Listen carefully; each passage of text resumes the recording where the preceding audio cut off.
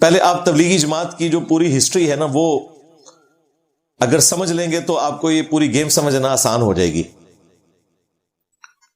تبلیغی جماعت کے ساتھ میرا جو تعارف ہوا تھا وہ پہلی دفعہ ہوا تھا 1995 میں، جب میں انجینئرنگ یونیورسٹی میں گیا. فرسٹ ایئر ہی میں تعارف ہو گیا، چونکہ ہمارے ہاسٹل میں تبلیغی جماعت کا کام تھا اور کئی ایک پروفیسر بھی تبلیغی جماعت کے ساتھ وابستہ تھے. تو وہاں پر چونکہ ہم بڑے اسٹانچ قسم کے بریلوی تھے، تو ہم نے پیرلل میں دعوت اسلامی کا درس وہاں پہ شروع کیا. پہلے سے چل رہا تھا لیکن وہ ذرا ایک مردہ حالت میں تھا. اس کو نئے سرے سے کچھ ساتھیوں نے مل کے چلایا. اس میں ہم بھی جونیئرز کی حیثیت سے شامل تھے اور تبلیغی جماعت والوں سے ظاہر نفرت کرتے تھے اس وجہ سے کہ وہ دیوبندی فرقے سے تھے، اور دیوبندی بریلوی اختلاف تو آپ کو پتہ ہے عرصہ دراز سے چل رہا ہے. 1867 میں دیوبند مدرسہ بنا، اور اس سے پہلے دنیا میں کوئی مسلمان اپنے آپ کو دیوبندی نہیں کہتا تھا. حنفی تھے، شافعی تھے، سنی شیعہ کا فرق تھا، لیکن یہ والی تفریق نہیں تھی کہ یہ دیوبندی مسلمان ہے. اور جب دیوبند مدرسہ بنا تو چند معاملات میں علماء دیوبند نے جو ایک صوفی فکر تھی اس سے اختلاف کرتے ہوئے کچھ چیزیں اہل حدیثوں والی لینی شروع کر دی. اس کی وجہ سے پھر ایک اور فرقہ ابھر کر سامنے آیا جو امام احمد رضا بریلوی صاحب کی قیادت میں سامنے آیا، اور 1904 میں انہوں نے منظر الاسلام بریلی میں ایک مدرسہ بنا لیا. اب دو فرقے بن گئے، دیوبندی اور بریلوی، دونوں ہی سنی، دونوں ہی حنفی، لیکن ایک دوسرے کو مسلمان ماننے کے لیے بھی تیار نہیں ہے. ایک دوسرے کو اہل بدعت، اہل شرک، گستاخ رسول اور اس قسم کے معاملات شروع ہو گئے. لیکن اس میں پہل جو ہوئی ہے وہ بریلویوں کی طرف سے ہوئی.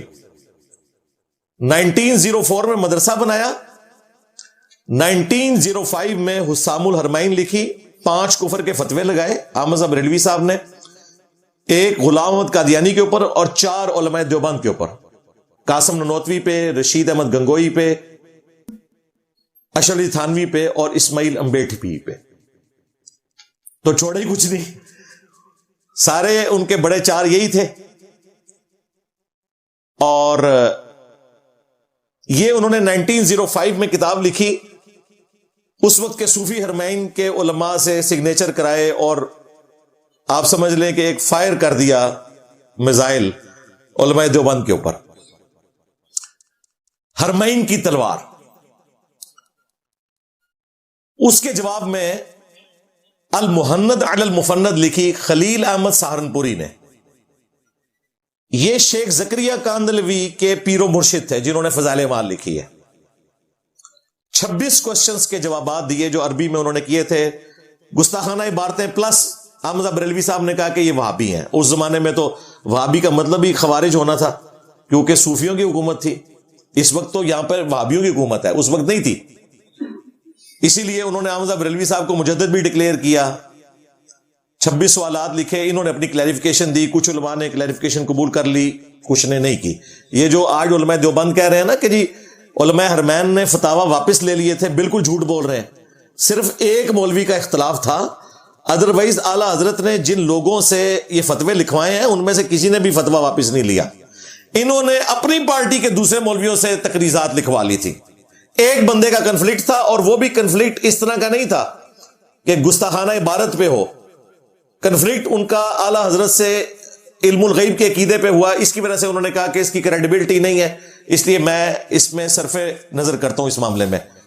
ادروائز حسام الحرمین کو اتھینٹیکیٹ کرنے والے علماء حرمین اور ہیں، اور المحند علی المفند کو اتھینٹیکیٹ کرنے والے علماء اور ہیں. ہند کی تلوار ایک پاگل بابے کے اوپر، انہوں نے رکھا تھا حرمین کی تلوار، انہوں نے رکھا ہند کی تلوار.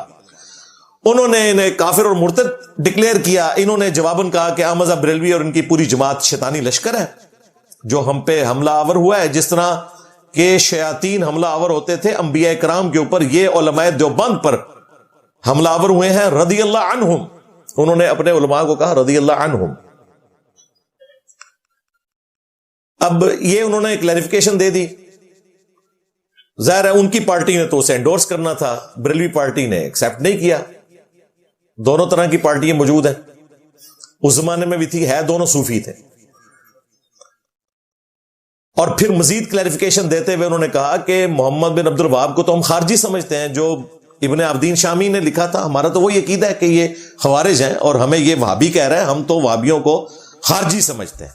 آج ویسے ایک ہیں، آج وہابی علماء، امام کعبہ بھی دیوبند مدرسے میں آ کے نماز پڑھاتا ہے، لیکن یہ الگ بات ہے کہ علماء دیوبند انہیں خارجی سمجھتے ہیں. اب انہوں نے ریویو کیا ہے. ظاہر ہے وقت کے ساتھ ساتھ انسان لرن کرتا ہے اور ٹالرنس آ جاتی ہے، لیکن پرانے بابوں نے ان کو خارجی ڈکلیئر کیا ہے. ابن عابدین شامی نے المتوفا 1252 ہجری، یہ وہی انسان ہے جس نے یہ گستاخانہ فتویٰ دیا تھا کہ اگر کسی شخص کو یقین ہو کہ اپنے پیشاب اور اپنے خون سے سورہ فاتحہ کا تعویذ لکھنے سے شفا ہو سکتی ہے تو وہ لکھ سکتا ہے. استغفر اللہ. یہ ہے وہ کلپرٹ ابن عابدین شامی جس نے فتاوی شامی میں یہ فتویٰ لکھا، جسے رد المختار بھی کہتے ہیں، جو کہ در مختار پر حاشیہ تھا. یہ در مختار میں خا خرگوش والی ہے اور رد المختار میں ہا ہے حلوائی والی.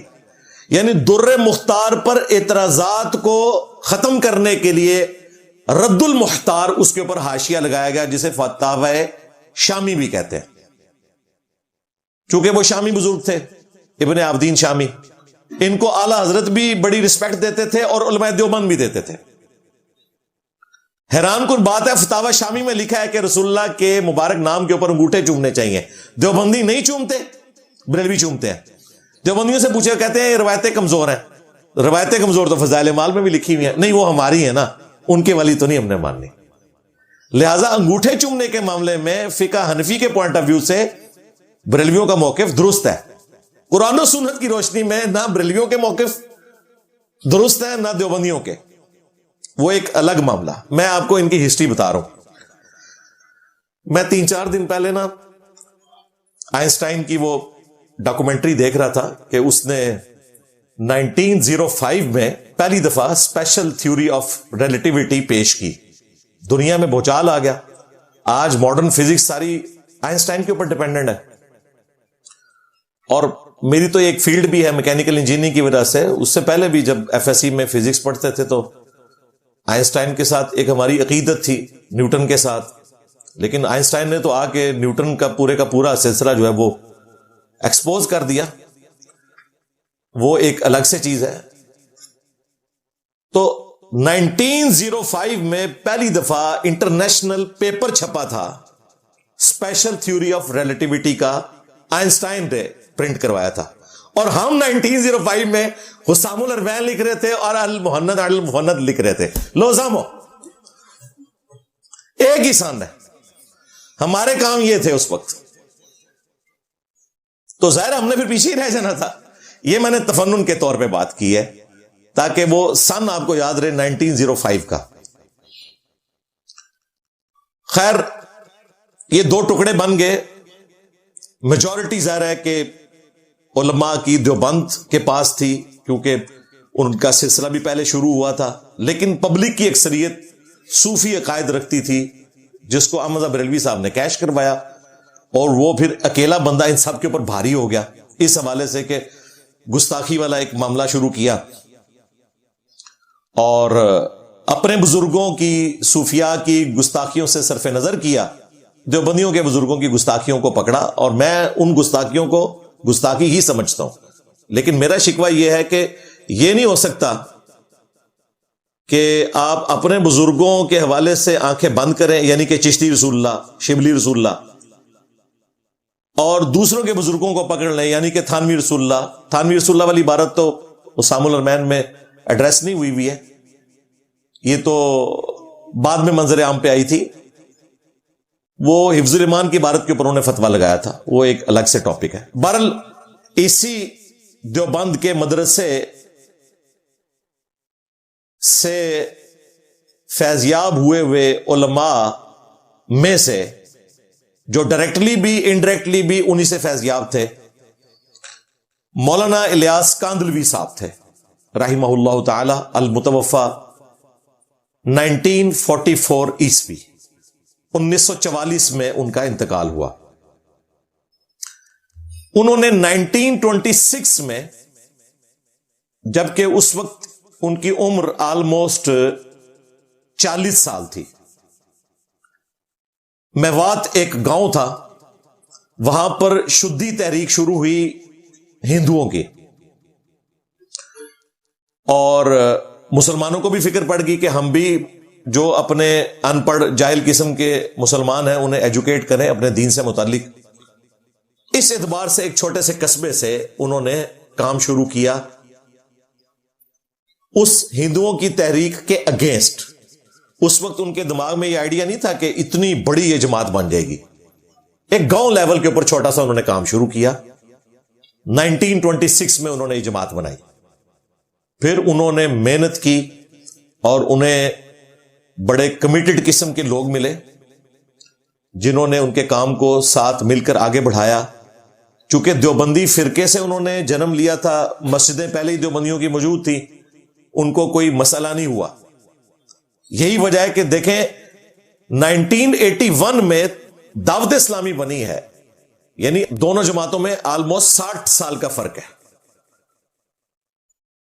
اس کے باوجود دعوت اسلامی کا کام بھی پھیل گیا کیونکہ ان کے پاس بریلویوں کی مسجدیں آلریڈی موجود تھی، تو کام کرنا آسان ہو گیا۔ اس کے بعد پھر اہل حدیث کو بھی ہوش آئی، انہوں نے جماعت الدعوہ مرکز الدعوہ والارشاد کے نام سے بنائی، اس پہ پابندی لگی، پھر اس کو جماعت الدعوہ ڈکلیئر کیا، اور پھر کچھ عرصہ پہلے تبلیغی جماعت بھی ایک بنا لی۔ اور حیران کن بات ہے، یہ تینوں فرقوں کی جو جماعتوں کے امیر ہیں نا، تینوں کے نام الیاس ہے۔ ہاں، سلام علی الیاسین، مولانا الیاس کاندلوی صاحب، مولانا الیاس قادری صاحب، اور یہ جو تیسرے ہیں گجرانوالا کے، یہ بھی مولانا الیاس صاحب ہیں، جو اہل حدیث کی جو آج کل ایک چھوٹی سی تبلیغی جماعت بنی ہوئی ہے۔ میرا خیال ہے وہ ڈھونڈ کے اس طرح کا نام رکھتے ہیں کہ تاکہ سملیرٹیز کے ساتھ شاید کام آگے بڑھ جائے۔ بہرحال اپنے اپنے فرقوں میں چلا رہے ہیں کام۔ ہم تو کہتے ہیں جو بھی اچھا کام کر رہے ہیں اسے سپورٹ کریں گے، برائی میں ان کا ساتھ نہیں دیں گے۔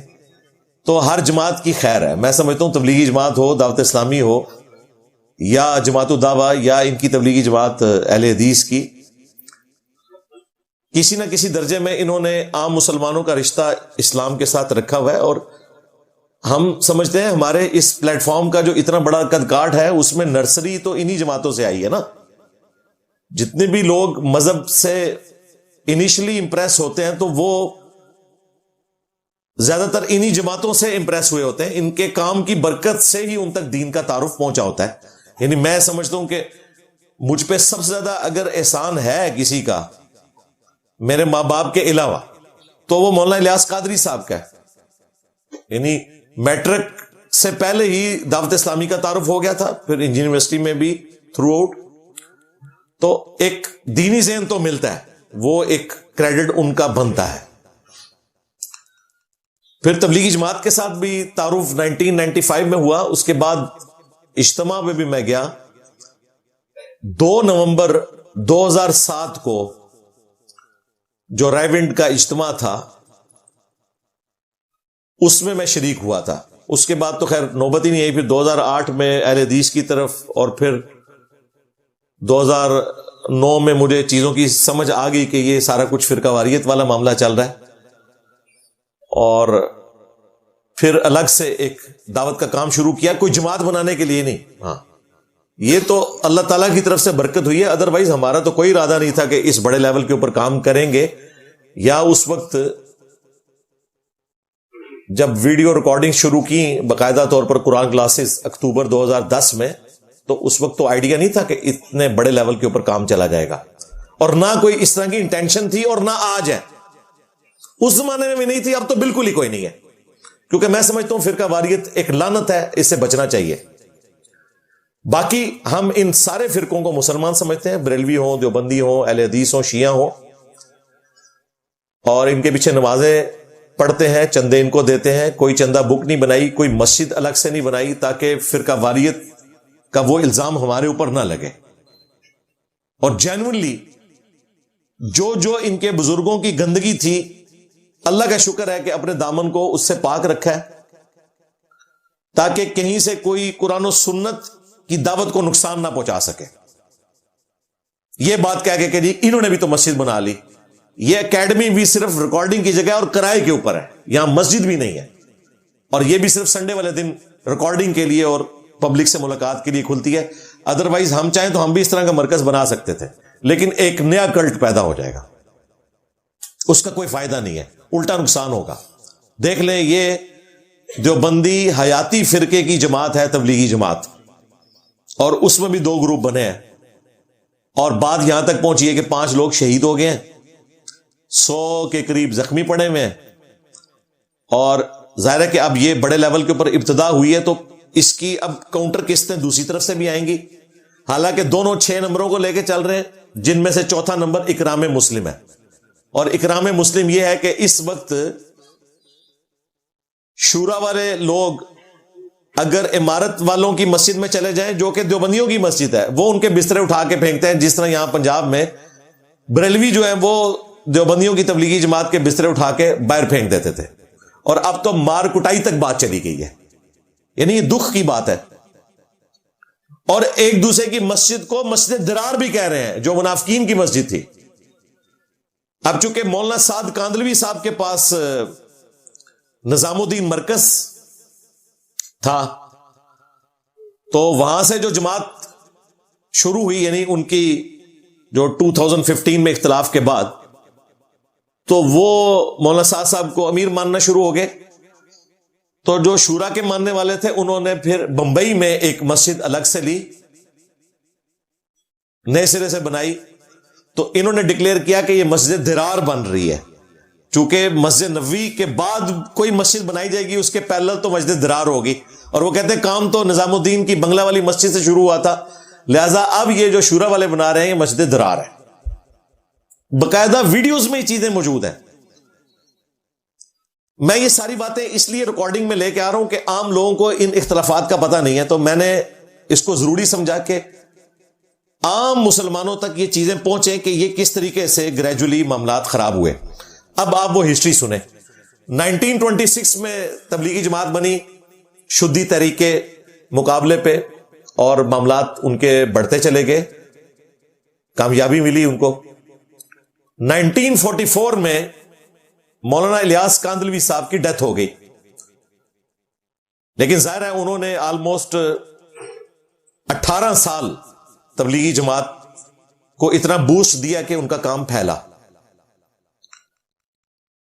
وفات کے وقت اب فیصلہ ہونا تھا کہ امیر کس نے بننا ہے، تو ظاہر ہے کہ صوفی ہیں، صوفیوں میں تو یہی ہوتا ہے کہ بیٹے نہیں خلیفہ بننا ہوتا ہے، وہی ایک سلسلہ جو چلتا آ رہا ہے ہمارا حکومتی لیول کے اوپر بھی ملوکیت کا، یہاں پہ بھی انہوں نے وہی کام کیا۔ ان کے بیٹے تھے مولانا یوسف کاندلوی صاحب، اس وقت ان کی عمر بمشکل 28 سال تھی۔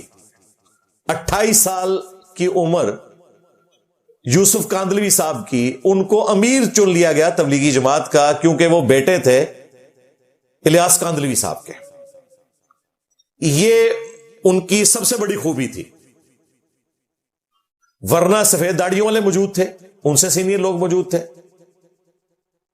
ان کو نہیں چنا گیا۔ بہرحال یوسف کاندلوی صاحب نے خوب محنت کی اور انہیں اچھا خاصا ٹائم بھی ملا، آلموسٹ 21 سال تک وہ جماعت کے امیر رہے۔ 1965 میں ان کی ڈیتھ ہوئی، اس وقت ان کی بمشکل عمر جو ہے وہ 48 ایئرز تھی۔ میری انشاءاللہ تعالی کچھ مہینوں میں 48 ہونے والی ہے، آلموسٹ میری عمر میں وہ دنیا سے چلے گئے یوسف کاندلوی صاحب۔ لیکن انہوں نے حیات الصحابہ کتاب لکھی اور تبلیغی جماعت کا ایک سمجھ لیں پورا انفراسٹرکچر اس حوالے سے تیار کیا کہ 4 مہینے لگایا کریں گے سہروزہ اور یہ ساری کی ساری ترتیب، پورا ایک سمجھ لیں سلیبس انہوں نے ہی دیا، ظاہر ہے ساتھ کے لوگوں کے ساتھ مل کے۔ اب یہاں پہ ایک ٹرننگ پوائنٹ آیا ہے، یہاں وہ بیج لگ گیا تبلیغی جماعت کے 2 ٹکڑے ہونے کا، جو 2 ٹکڑے ہوئے اس واقعے کے بھی آلموسٹ سمجھ لیں 50 سال کے بعد، لیکن بیج یہاں پہ لگ گیا۔ جب یوسف کاندلوی صاحب فوت ہوئے تو ان کے بیٹے تھے مولانا ہارون کاندلوی صاحب، تو ظاہر ہے انہی کو اب امیر بننا چاہیے تھا۔ ان کی عمر بھی اس وقت 27 سال تھی جتنی ان کی تھی ان کے والد کی وفات کے وقت۔ اب اس وقت ایک بڑے پلیئر سامنے آئے، وہ تھے شیخ زکریا کاندلوی صاحب، جو کہ مولانا الیاس کاندلوی صاحب کے بھتیجے لگتے تھے اور یوسف کاندلوی صاحب کے چچا زاد تھے، اور مولانا ہارون کاندلوی صاحب کے آپ سمجھ لیں وہ چچائی لگے رشتے میں، عمر میں بھی بڑے تھے۔ انہوں نے بجائے یہ کرنے کے کہ یوسف کاندلوی صاحب کے بیٹے مولانا ہارون کاندلوی صاحب کو وہ امیر بناتے، انہوں نے کاندلوی خاندان سے ہی ایک اور بندے کو چنا جو کہ ان کا اپنا داماد تھا، اور وہ تھے مولانا انعام الحسن کاندلوی۔ ویسے یہ کہتے ہیں کہ جی ان کو آفر کی تھی، انہوں نے قبول نہیں کیا۔ بھائی کون آفر چھوڑتا ہے اللہ کے بندو؟ ان کے ابو نے چھوڑ دی تھی آفر جو انہوں نے چھوڑ دینی تھی، ان کو انہوں نے سائڈ پہ کیا، اور یہی وہ بندہ ہے جس کا بیٹا ہے اب سعد کاندلوی، جس نے اس وقت وہ عمارت علیحدہ کر لی ہے۔ اس نے کہا میرے ابا جی کو تو آپ نے محروم کیا تھا، لیکن میں تو نہیں، میں تو اس دور کا آدمی ہوں، میں تو اپنا حق لوں گا، میرے پردادے کی یہ جماعت ہے۔ تو شیخ زکریا کاندلوی صاحب تبلیغی جماعت کا جنہوں نے نصاب لکھا، وہ فضائل اعمال وغیرہ، انہوں نے اپنے داماد کو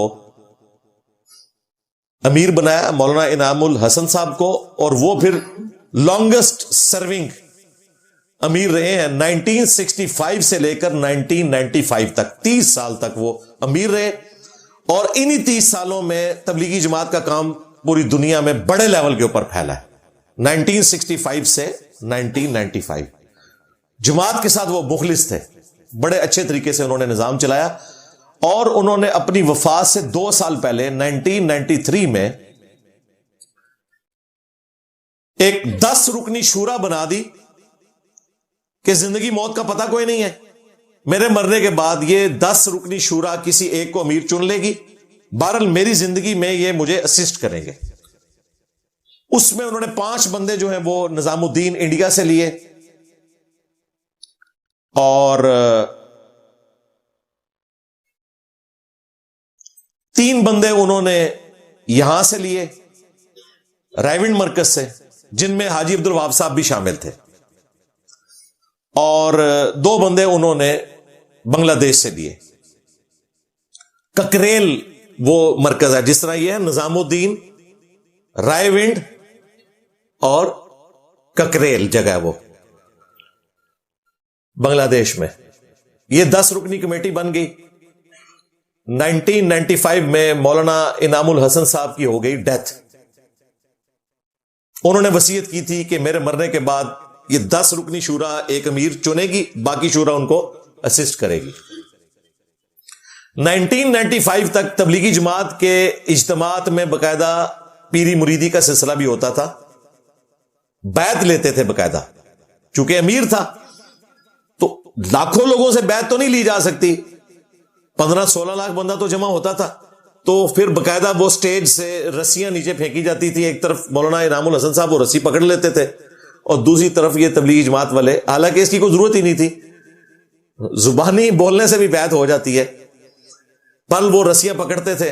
1995 تک یہ سلسلہ جاری رہا۔ اس کے بعد یہ شورا اپنا امیر نہیں چن سکی، کسی ایک پر یہ متفق نہیں ہوئے، تو انہوں نے طے کیا کہ اب شورا کا نظام ہی چلے گا۔ 1995 سے لے کر 2015 تک یعنی 20 سال تک تبلیغی جماعت کا پورا سسٹم شورا کے اوپر چل رہا تھا. اسی دوران ایک ایک کر کے شورا کے لوگ فوت ہونا شروع ہو گئے, لیکن انہوں نے وہ 10 رکنی شورا اپنی پوری نہیں کی کہ چلو ایک فوت ہوا ہے تو ایک بندہ ایڈ کر کے وہ پورا کر لیں ہم معاملہ. جس طرح کہ آپ کو پتہ ہے یہاں پہ کوئی M N A M P A فوت ہوتا ہے تو وہاں پہ دوبارہ الیکشن ہوتے ہیں اور ایک بندہ اور آ جاتا ہے. انہوں نے یہ کام نہیں کیا اور یہ ان کی بہت بڑی غلطی تھی. اس کا اینڈ رزلٹ یہ نکلا کہ مارچ 2014 میں مولانا زبیر الحسن صاحب فوت ہوئے اور اب پیچھے 2 بندے رہ گئے. 8 اس شورا میں سے فوت ہو گئے, 2 بندے بچ گئے. حاجی عبد الوہاب صاحب پاکستان سے, ان کی عمر ہی بہت زیادہ تھی ماشاء اللہ تعالی. یہ الیاس کاندلوی صاحب جنہوں نے تبلیغی جماعت بنائی تھی نا 1926 میں, ان کے ساتھ بھی رہے ہیں.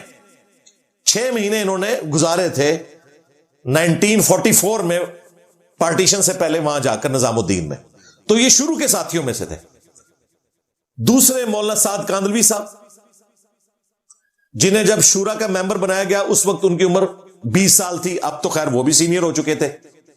اب یہ 2 بندے بچ گئے. حاجی عبد الوہاب صاحب کو اب اندازہ ہوا کہ اب تو 2 ہی بندے رہ گئے ہیں, تو بہتر یہ ہے کہ دوبارہ سے وہ 10 رکنی شورا پوری کر لی جائے, نئے بندے ڈالے جائیں. نومبر 2015 میں جب تبلیغی جماعت کا اجتماع ہوا رائے ونڈ میں تو مولانا سعد صاحب بھی وہاں آئے ہوئے تھے. تو حاجی عبد الوہاب صاحب اب ظاہر سب سے بڑے تھے, سینئر تھے. سعد کاندلوی صاحب تو ان کے پوتوں کی جگہ ہی تھے عمر کے اعتبار سے دیکھا جائے تو سب نے کہا کہ حاجی صاحب یہ شورا میں بندے شامل کر لیں. پھر حاجی صاحب نے کیا کیا کہ 4 بندے رائے ونڈ سے لیے اپنے کو چھوڑ کے, 4 بندے مزید, 4 بندے نظام الدین سے لیے, 8 ہو گئے, اور 3 لے لیے بنگلہ دیش سے, اور یہ 11 بندے فائنل کیے. اور 2 یہ آلریڈی جو سینئر تھے سعد کاندلوی اور حاجی عبد الوہاب صاحب, ٹوٹل کتنے ہوئے 13. ان لکی نمبر ہی ثابت ہوا. وہ 13 ان لکی نمبر کہتے ہیں نا امریکنز. تو سب نے سگنیچر کر دیے. حاجی عبد الوہاب صاحب نے جب سگنیچر کے لیے سعد کاندلوی صاحب کو یہ ڈاکومنٹ بھیجا تو انہوں نے کہا کہ جی مجھے شرح صدر نہیں ہے, میں اس وقت اس کے اوپر سگنیچر نہیں کروں گا, میں اس کے ساتھ ایگری نہیں کرتا. پھر وہ واپس چلے گئے نظام الدین جہاں سے یہ جماعت کا آغاز ہوا تھا, یعنی انڈیا. وہ تو ظاہر ان کی لڑی میں سے چل رہے تھے, بنگلہ والی مسجد. وہاں جا کے انہوں نے آہستہ آہستہ اپنی لابنگ شروع کی, اور جون 2016 میں آلموسٹ 1 سال کے بعد انہوں نے باقاعدہ اعلان کر دیا کہ میں امیر ہوں اب تبلیغی جماعت کا, جو مانے گا وہ میرے ساتھ رہے گا, ادروائز یہ میرے باپ دادا کی مسجد ہے, نکلو ادھر سے. جو نہیں نکلے انہیں خوب لاٹھیوں سے مار مار کے, بزرگوں کو بھی وہاں سے انہوں نے نکال دیا. اس کی بھی تصویریں موجود ہیں جو بھگدڑ اس وقت مچی تھی 2016 کے اندر. اب حاجی صاحب نے بھی یہاں سے بندے دوڑائے کہ کسی طریقے سے کوئی صلح ہو جائے, لیکن سعد کاندلوی صاحب نہیں مانے. انہوں نے کہا کہ بندے 2 رہ گئے تو میں امیر ہوں, مجھے امیر مان لیں, آپ لوگ میرے انڈر آ جائیں. اس طرح شورا کے اوپر یہ تو وقتی طور پہ بنائی گئی تھی, آپ لوگوں سے تو بنا ہی نہیں ہے, تو ٹھیک ہے میں امیر ہوں. انہوں نے نہیں ایکسپٹ کیا, چونکہ حاجی صاحب کی شخصیت بڑی تھی, اس کی وجہ سے دنیا میں آلموسٹ 90% کام پھر رائے ونڈ کے ساتھ ہی جڑ گیا. جو بڑے بڑے 4 مرکز تھے ان میں سے 2 ایک طرف ہو گئے, یعنی کہ رائے ونڈ مرکز اور بنگلہ دیش کا مرکز. اور جو نظام الدین انڈیا کا مرکز تھا, اور یو کے میں ڈیوزبری میں ایک مرکز ہے تبلیغی جماعت کا, یہ مولانا سعد کاندلوی صاحب کے انڈر آیا. باقی پوری دنیا میں جو مراکز ہیں وہاں پھر کھینچا تانی کا سلسلہ شروع ہو گیا, لیکن اوورال ڈومیننٹ تعداد کے اعتبار سے شورا والے ہیں. لیکن اللہ کا شکر ہے کہ یہ جو اختلاف ہے انہوں نے پبلک لیول پہ نہیں آنے دیا. یعنی پاکستان میں آپ تبلیغی جماعت کے عام بندوں کو پوچھیں تو انہیں نہیں پتا کہ اوپر 2 ٹکڑے ہو چکے ہیں, وہ بس مرکز رائے ونڈ کی بات کریں گے, انہیں ان معاملات سے کوئی لینا دینا نہیں. اور یہ بڑی پازیٹو بات ہے, یعنی ان کی کم علمی یہاں پہ ہمیں فائدہ دے گئی ہے تبلیغی جماعت والوں کی. ویسے تو کئی معاملات میں کم علمی جو ہے وہ نقصان دہ ہے، اس معاملے میں ان کی کم علمی عام لوگوں کو پتہ ہی نہیں ہے. یا آپ یہ باتیں جب چڑھیں گی نا ویڈیو میں تو وہ لوگ حیران ہوں گے، تو ہمیں تو پتہ ہی نہیں ہے. لیکن چونکہ ہمارا ایک پلیٹ فارم پڑھا لکھا پلیٹ فارم ہے اور دنیا کی سب سے بڑی جماعت کو ہم ڈسکس کر رہے ہیں، بلکہ مجھے یہ کہنے میں آر نہیں ہے کہ اسلامک ہسٹری میں تبلیغی جماعت سے بڑی کوئی جماعت نہیں رہی ایور. اتنا بڑا کام کبھی بھی مسلمانوں کی پوری ہسٹری میں نہیں ہے کہ لاکھوں لوگ ایک جماعت سے اٹیچ ہوں، اتنا بڑا اجتماع ہوتا ہو اور 1 لاکھ سے زیادہ بندہ ہر وقت اپنے گھروں سے نکلا ہوا ہو. یہ کوئی چھوٹی بات نہیں ہے اس ماڈرن دور میں بھی. اس لیے اس جماعت کو ڈسکس کرنا اس حوالے سے ضروری تھا. حج کے بعد سب سے بڑا اجتماع ہوتا ہے سیدنا حسین ابن علی رضی اللہ تعالیٰ عنہ علیہ السلام کا، جو وہاں پر 10 محرم کا پروگرام ہوتا ہے. اور اس کے بعد اگر کوئی اجتماع ہوتے ہیں سب سے بڑے تو تبلیغی جماعت کے ہیں. 3 نمبر کے اوپر بنگلہ دیش کا اجتماع، 4 نمبر پہ رائے ونڈ کا اجتماع اور 5ویں نمبر پہ بھوپال میں تبلیغی جماعت کا اجتماع. یعنی جو 5 بڑے مسلمانوں کی گیدرنگز ہیں ان میں سے 3 بڑی گیدرنگز تبلیغی جماعت کی ہیں.